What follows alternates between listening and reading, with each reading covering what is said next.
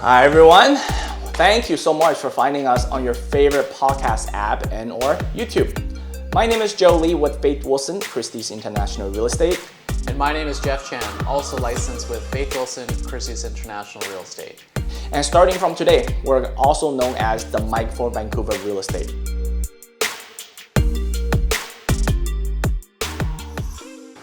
Jeff. What's going on? Good to see you again. Of course, new week, new podcast. New week, new podcast, switching it up a little bit today. But first, as all Vancouverites do, we got to talk about the weather. Nice sunny September afternoon. Hey, last tail end of the summertime. Try to enjoy as much as possible. But it's deceiving though, because sometimes it gets pretty hot and then like you turn around the corner, like the temperature just drops. Yeah, or as soon as the sun goes down, you're like, boom, it's cold. Yeah, and then be careful because I also been hearing quite a people getting sick recently. May it be flu. COVID or the change of the season? Who knows? We'll let you decide. So, welcome back to our podcast, Mike for Vancouver Real Estate. Yeah. And like I said, we are changing things up a little bit today. It's going to be a bit of a lighter topic before we head on to our market update next week. That's right. That's right. Today, we're going to be having a little discussion / debate on concrete buildings versus wood frame. Now, the reason why we chose this is because we've been having a lot of clients of ours kind of asking about it. And also, I personally have some clients that only want to see concrete buildings. And I'll be perfectly honest. Personally, I also prefer concrete buildings. But Mr. Joe Lee here, being the devil's advocate, has a different opinion. And after our little discussion, we thought, hey, this would make a great podcast. No, I agree. It's just because a lot of people, at least on my side of things, is that they want to do concrete, but they don't even think too much about it. It's kind of like our previous podcast about property transfer taxes. People know, it's like, oh yeah, it's soft costs. Push it aside, they don't even think about it. But they don't really think about why concrete? Aside from what my parents told me and my friend told me that I should get concrete instead of wood. And I think that it is worth definitely a discussion about a wood versus concrete, because ultimately, when we're not shooting podcasts, we realize that it's for very different people. And I guess what we're trying to say is that it really is just personal preference. That's right. So Joe and I are going to share with you some facts about concrete buildings and wood frame buildings. And at the end of the podcast, you, the listeners, can decide what is for you. But I think, Joe, you said something there that really resonated with me just now. It's like the why. Yeah. And I think like everything in life, knowing the why, understanding the why is so powerful. And I think by listening to this and then you guys fully understand, it would either one, open up the market wider for you, the listener, because you're not so stuck on, I just want concrete. And two, it gives you a better understanding. Maybe you are okay with wood frame, but you just didn't know about it because you heard some other people talk about how concrete is the best and concrete should be the only way that you do it, and you can't choose something else, right? So I'm ready. I'm more relaxed. I'm leaned back today. Let's do this debate. So you're gonna take. I'm gonna represent the concrete argument. Okay, and I'll represent the wood frame. Okay, let's go. You go first. Okay, well, I'm going to draw first blood here and say, concrete building, you will get a better view because you're living on the 50th floor, potentially.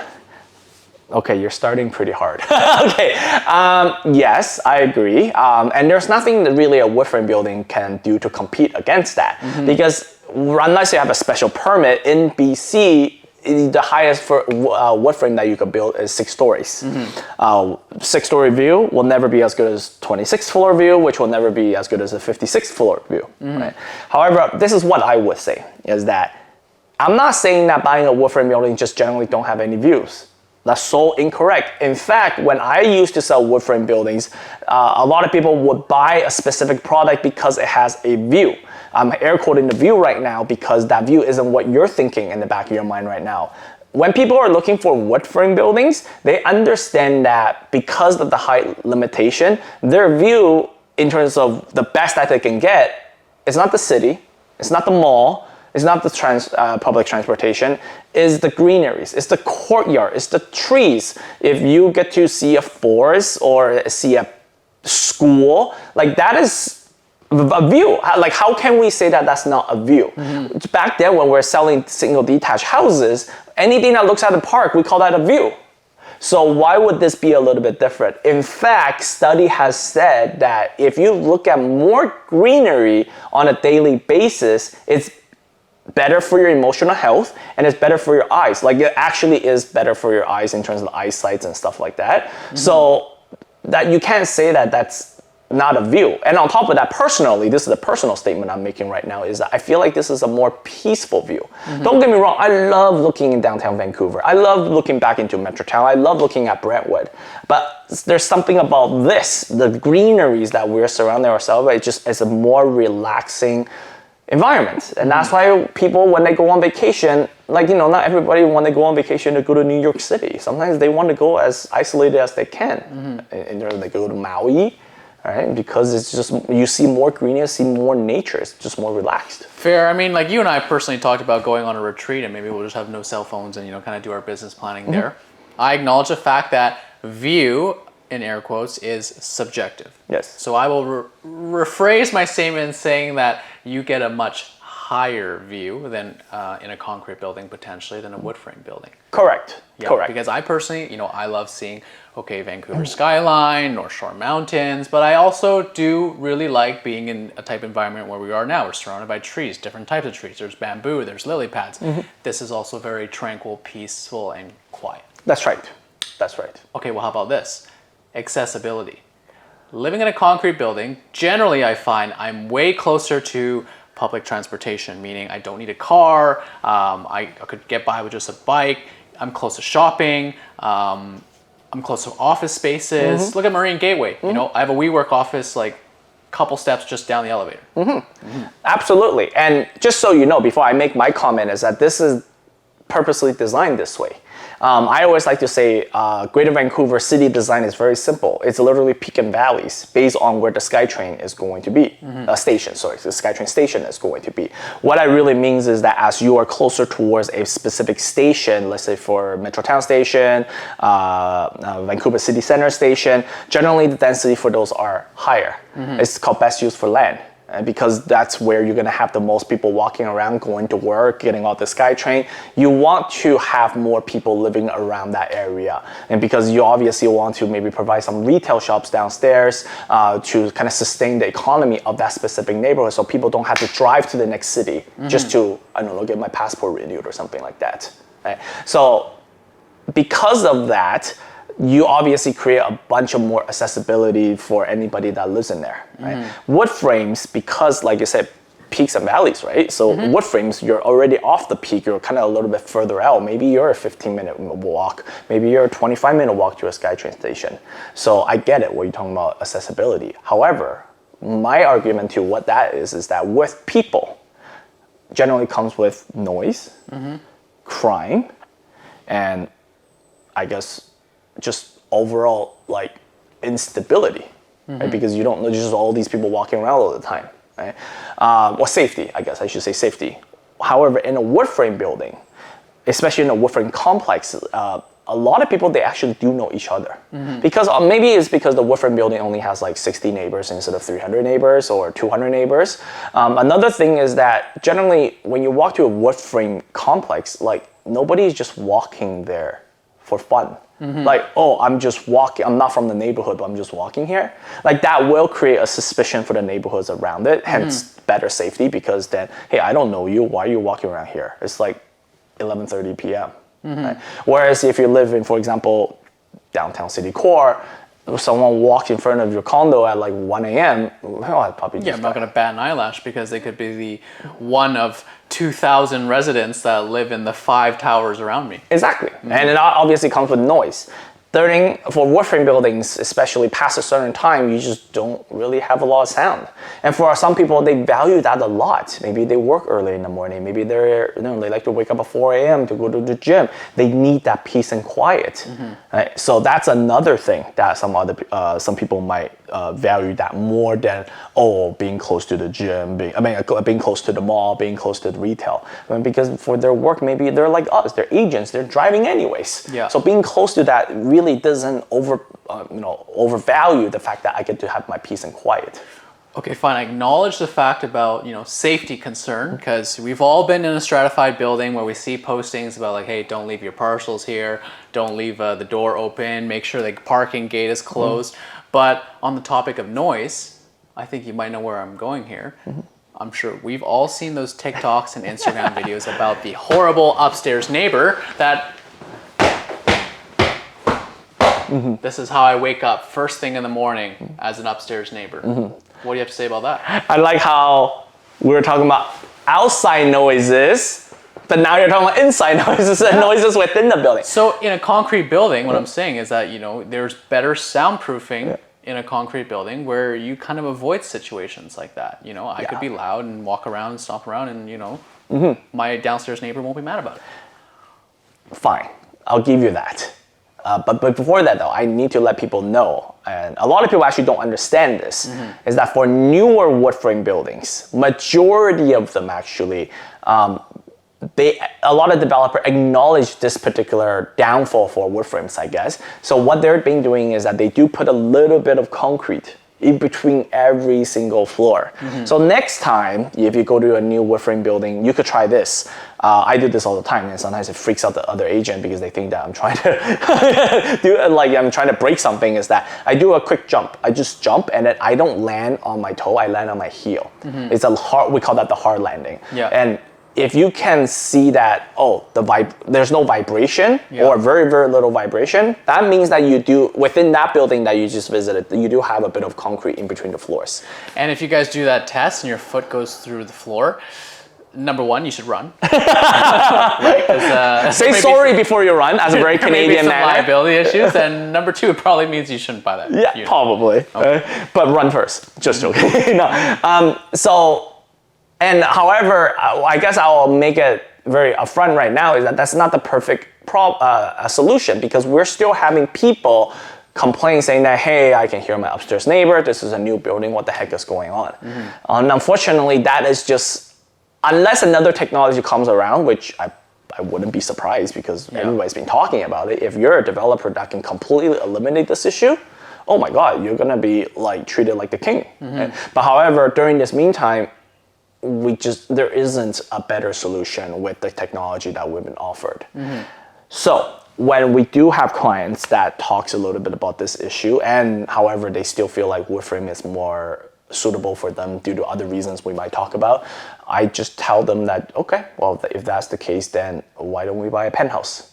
Now, here's the thing about wood frame penthouses. When I say penthouse, people think, oh my God, so expensive. So expensive. What is this, 1,800 square foot split between 2 floors with a hot tub outside?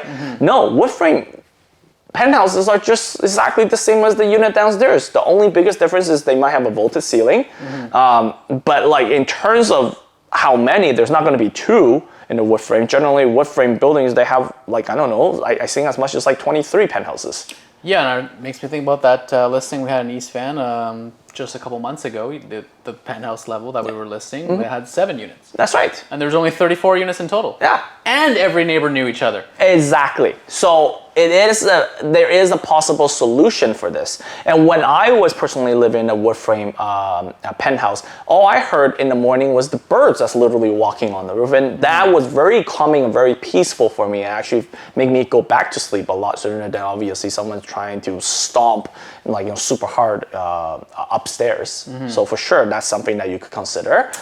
If you like a wood frame and you're so scared of this stomping thing, then just buy the penthouse level. Yeah, that's where I think differ a little bit. I'm a little bit more sensitive to sound, so I'm in a wood frame building right now. When I hear the birds in the morning, sometimes I just want to throw a pillow out there. and that's where I said, I could easily say, living in a concrete high-rise, especially one without AC, you have to open your window. And my question is, you rather hear birds or you rather hear a bus? I heard a bus before for the last 5 years of my life. I can tell you it's not that enjoyable. Yeah. I also hear buses and planes. And I can tell you that right now. 100 out of 100 times, I'd rather choose the bird.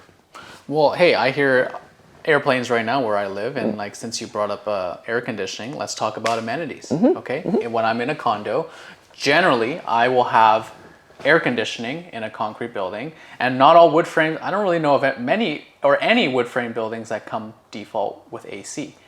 let alone having my own gym, having my own hot tub, having my own amenity room, having my own pool. I get access to all of those things living in the right concrete building.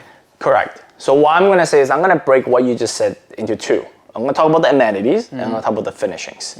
With the amenities, this is what I'm going to say. Yes, you're absolutely right. Concrete high-rises does have more amenities for the homeowners, generally speaking, and also because there's just more people that would enjoy that space. You know, you have 300 units, you have about 500 people living in it. You know, the gym, the swimming pool, you know, is split enough between the units that it's something that's worthwhile. Right? On the wood frame building, because you only have like, I don't know, 60, 70, if it's a master plan community, maybe like 100 something, and having a swimming pool, having too extensive of amenities might not be good because it will impact your strata fee a lot more. And because of that, you realize that a lot of wood frame buildings, developers, they just don't like to put any amenities in there anymore, right? Because then you got to understand is that I'm talking generalities still right now, is that concrete high-rises, their strata fee per square foot, I'm not talking about total strata fee per square foot, is higher, much higher actually in some instance than wood frame buildings. And a lot of people, they do like to buy in wood frame because they have the choice. Yes, they don't have a gym. Yes, they don't have a pool, but they have a choice that if they do want to go to the gym, then they will pay their own money and go use the gym around, commercial gym around the area. Or if they want to go swimming, or maybe the kids wants to go swimming, they are willing to pay for the local, you know, aquatic center in that neighborhood. And here's the thing I want to say is, in terms of swimming pool, is that I bet you anything that aquatic center swimming pool is probably 1,000 times better than the strata swimming pool, because it's actually like, you know, Olympic size, or maybe a little bit shorter, maybe 35 meters. It's not 20 meters where you do like 5 strokes and you're done, you have to turn around. But then again, that's being very building specific. Yeah, but we're still talking about accessibility and affordability. So with accessibility, I could literally take the elevator, beep, beep, beep, beep, go down, boom, in the pool. You have to drive to the aquatic center. That's another thing. Your car. What if you get a car payment? You got to get gas. And, you know, with the convenience, it's like, I can also invite my friends over to my home gym. Now, boom, we save on 2 gym memberships. We save on 2 passes to the aquatic center. And like, we have a friend who literally rents out their party room to every single one of their friends for their birthdays, for their baby showers. They don't have to think about, oh, which restaurant can accommodate us, like we have to worry about noise. But I just got to sign up, pay a little deposit, and then boom, off you go. Yeah, because you already pay it in the strata fee. You're mandatory to pay it. What happens if you don't use it? That particular friend of ours, great. This is the perfect example on how to utilize every penny of your strata fee you're paying this month. Most people, on the other hand, is that they don't have the leisure or the will of wanting people to come over and host parties. Maybe they don't like to use the gym. Like I said, maybe like just to go outside and jog. I've been a jogger for 10 plus years now. I understand, like, there's things that you could do in the gym, but sometimes just going for a quick jog outside, taking in that, you know, greenery, taking in that vitamin, you know, D, the sunlight, it's just different. What I'm trying to say is that there's a choice. Yes, if I like to use the gym and I have to go to my own commercial gym, is that going to be more expensive than if I just pay strata fee? Absolutely, it's going to be more expensive. It's a choice. It's the same concept. This is what I say. Townhouses, half duplexes. You still have your neighbors, but come on, let's be honest. Most people are willing to pay a lot more for half duplexes because they're not forced into paying, oh, I got to repair the roof. The whole building used to repair the roof. Oh, okay, the whole strata concept, right? Sometimes, this is the experience. I have dealt with clients that wants to look at half duplexes and townhouses. They're around the same square footage, but the half duplexes is like $100,000 more. It's a way crappier finishing, is older, and they're still willing to pay for that. And what they're telling me is, Joe, I'm willing to pay for it because I have flexibility. I get to choose when I want to fix my roof, as long as I have a proper conversation with my neighbor.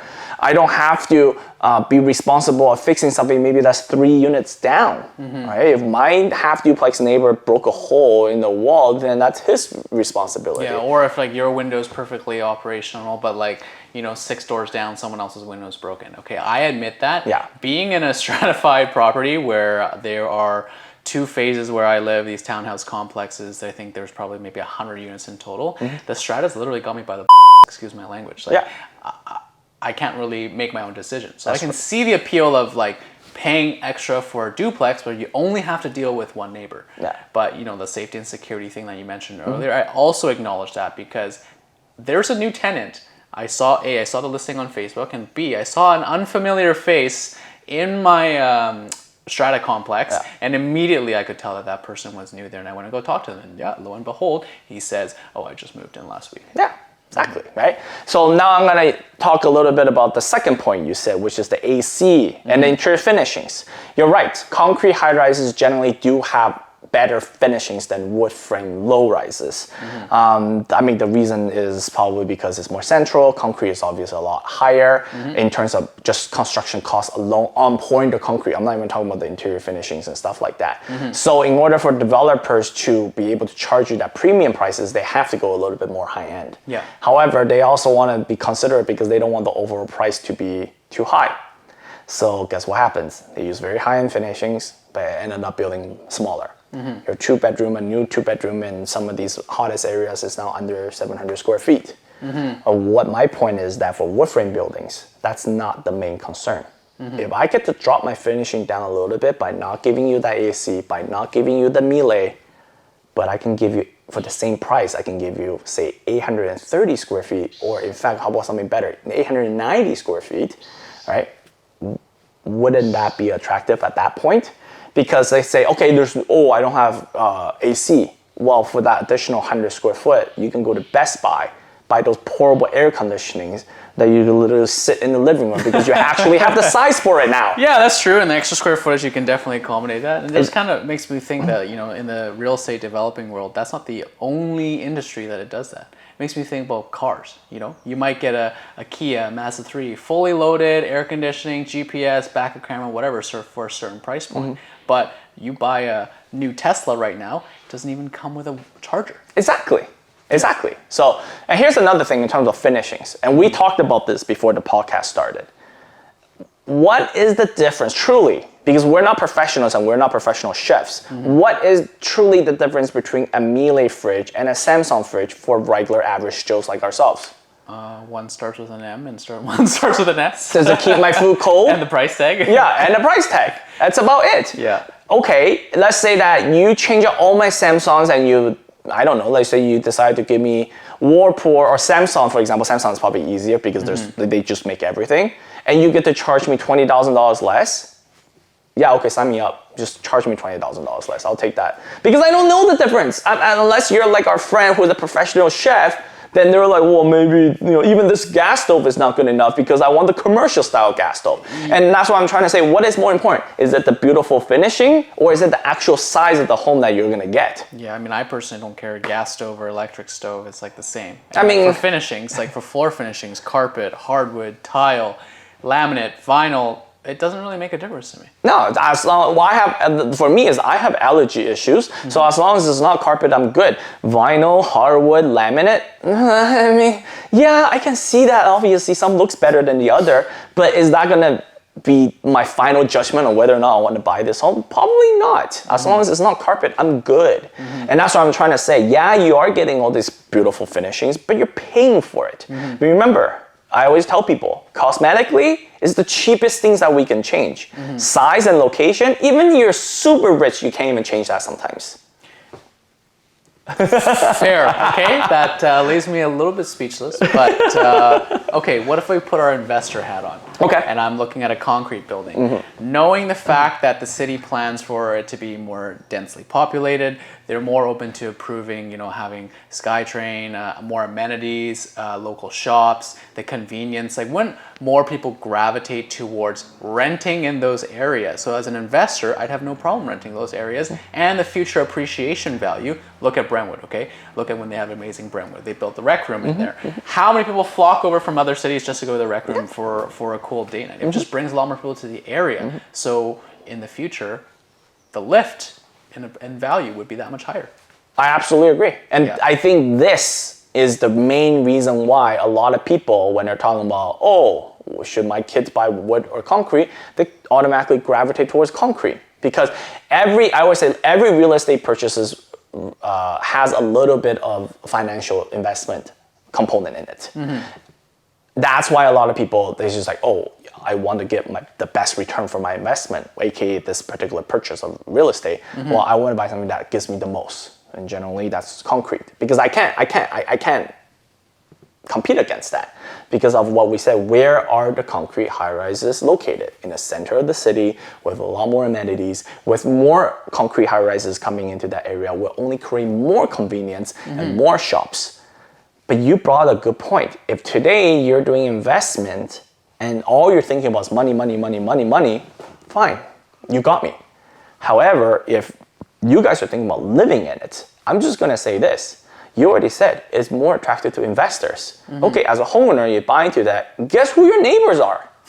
Renters. Yeah, exactly. Now we're talking about renters, a big component of renters, and we just talk about size, living in a very small unit.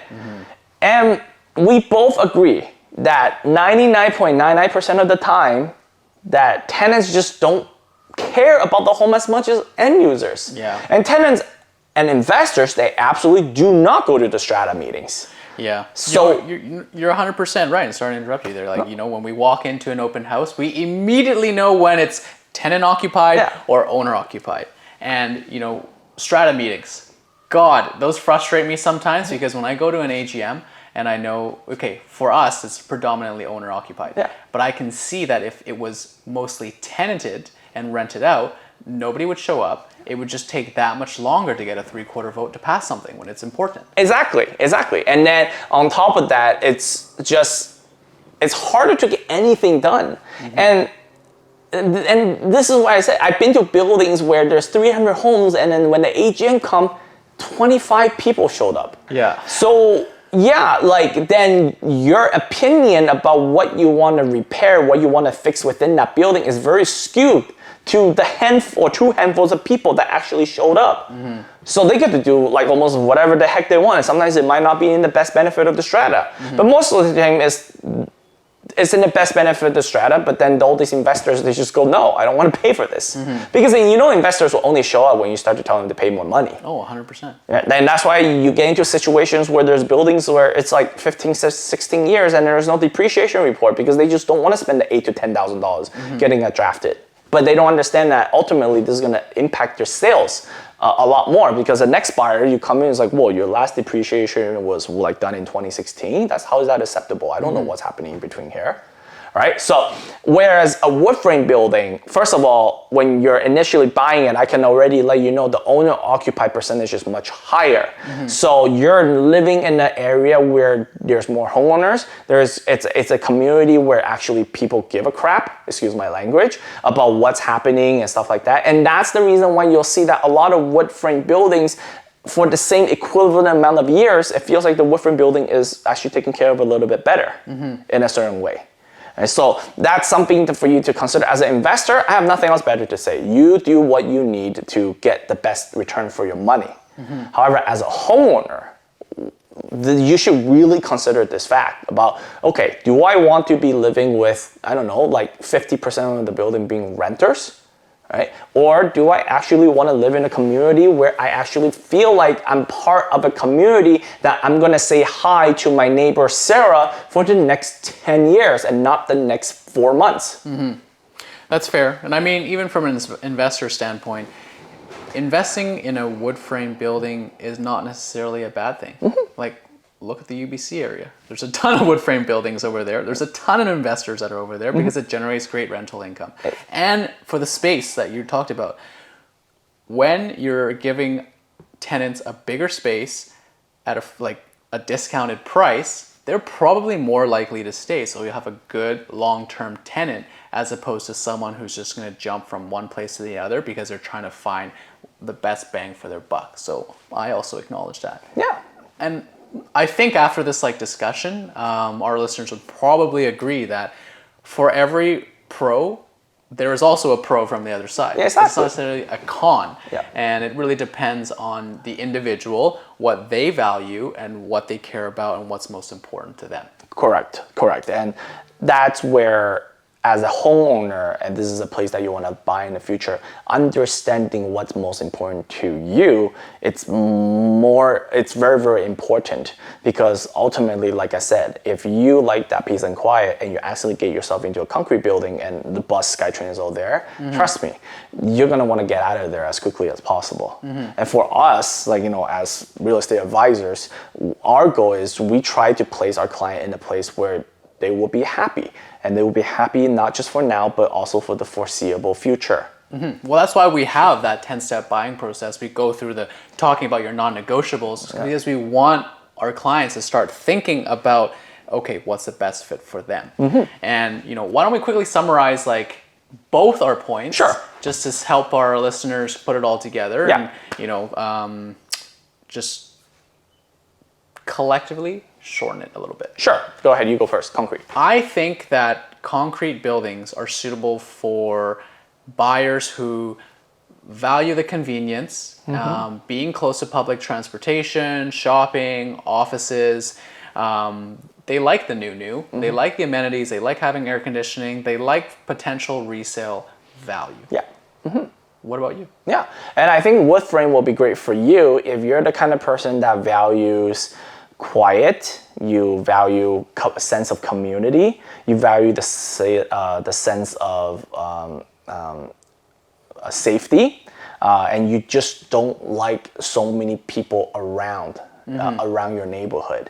You like to look at greeneries, you like to look at parks, you like to be closer towards forests, schools, and stuff like that, right? And you could care less about, the latest restaurant, the latest shop, the latest mall, the latest shop, because you understand that if I just walk 20 minutes or I drive 10 minutes, I'm gonna get there anyways. If that is who you are and you just want overall more space, because you could care less, once again, about the finishing as long as it's passable, you would prefer a little bit more space, then I would say wood frame is 100% should be on your radar when you start looking for homes.